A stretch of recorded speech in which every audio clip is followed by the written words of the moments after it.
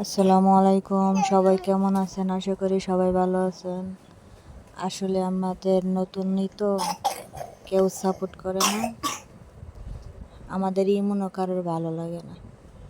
আমি ভাবলাম আজকে একটু রান্না করি, দেখি সবাই কেমন বলে। আমি রান্না করছি আজকে মূলা দিয়ে, মাছ দিয়ে, সাথে থাকবো বেগুন। এভাবে তরকারিটা রান্না করলে খেতে অনেক স্বাদ হয়।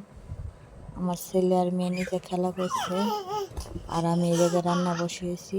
অ্যাকচুয়ালি মাছ ভেজেছি আর অ্যাকচুয়ালি রান্না বসিয়েছি।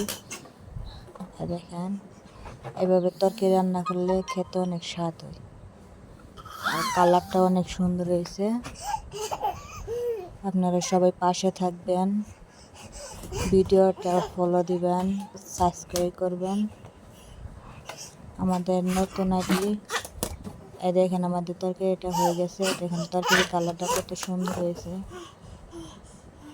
এভাবে মূলা দিয়ে ঠান্ডা ঠান্ডা তরকারি খেতে অনেক স্বাদ। সবাই ভালো থাকবেন, ভিডিও দেখার জন্য পাশে থাকবেন।